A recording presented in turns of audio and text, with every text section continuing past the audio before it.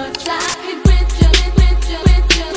just one touch, I could feel my body giving. Pernah mikir nggak sih teman-teman berapa lama yang kita habiskan buat belajar pendidikan kewarganegaraan? Nih, aku bantu hitung deh. Sekolah dasar aja udah 6 tahun, SMP 3 tahun, SMA 3 tahun. Belum lagi kalau misalnya kita lanjut ke jenjang yang lebih tinggi, itu bisa nambah sekitar 4 tahun lagi kan. Nah, minimal banget kita tuh belajar 12 tahun nggak sih tentang hak, kewajiban warga negara, terus nilai berbangsa dan bernegara, terus aturan hukum. Kan di luar pendidikan formal pun kita tuh udah disuguhin hiburan-hiburan kayak film, podcast yang berbau tentang hukum. Tapi kenapa sih kita sebagai masyarakat Indonesia tuh masih krisis kesadaran hukum? Kita tuh kayak menganggap pelanggaran tuh hal yang biasa gitu. Nah, hal ini menunjukkan kalau sekedar hafal aja tuh nggak cukup ya teman-teman. Nah, di sini tuh pentingnya kayak gimana sih hukum itu tuh diterapkan di nilai-nilai keseharian kita. Nah, ada satu kasus yang cukup menarik perhatian aku ya teman-teman, yaitu penjaraan telur yang terjadi di Desa Kutawis, Kecamatan Bukateja, Kabupaten Purbalingga, yang terjadi di hari Minggu, tanggal 28 Juni sore sekitar pukul 16.05 WIB. Jadi peristiwanya itu ada sebuah mobil pick up yang mengangkut 1,33 ton telur mengalami kecelakaan hingga terguling. Nah, dari warga setempat tuh bukannya menolong, justru malah menjarah dan membawa lari ratusan peti telur dari lokasi. Nah, akibat penjaraan tersebut, korban atau sopir pick up kehilangan seluruh muatan telur dan ditaksir menderita kerugian hingga mencapai belasan hingga puluhan juta rupiah. Korban mengaku sangat menyayangkan sikap warga karena ia tidak segera ditolong saat terjebak, dan barang bawanya justru dijarah. Video amatir warga yang berebut telur di jalanan tersebut akhirnya viral dan mendapat kecaman dari publik di media sosial.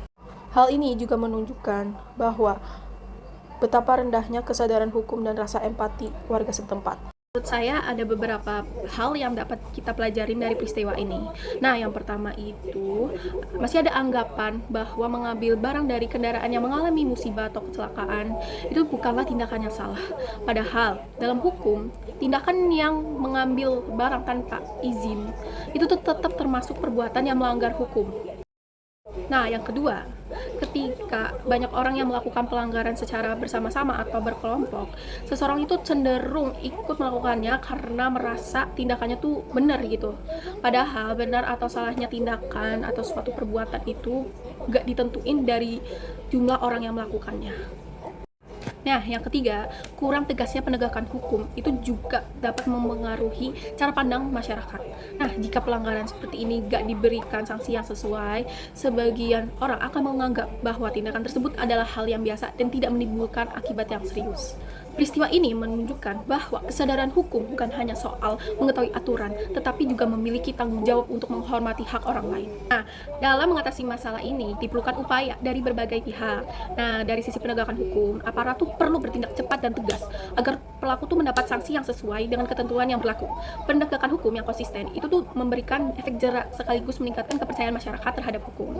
Nah, kalau dari sisi pendidikan yang tadi kita bahas ya teman-teman, pembelajaran pendidikan kewarganegaraan itu tuh perlu lebih banyak mengangkat contoh kasus nyata.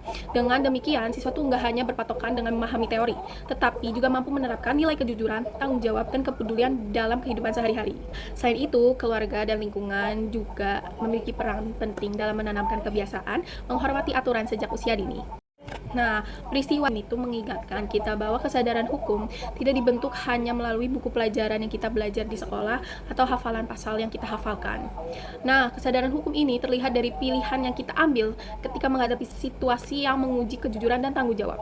Nah, sebagai generasi muda, kita tuh memiliki peran untuk menjadi contoh dalam menghormati aturan dan menjaga hak orang lain. Perubahan memang tidak bisa terjadi secara instan, tetapi dapat dimulai dari tindakan sederhana yang dilakukan secara konsisten. So, kita semua dapat menjadi masyarakat yang tidak hanya memahami hukum, tetapi juga memiliki kesadaran untuk menjalankannya dalam kehidupan sehari-hari.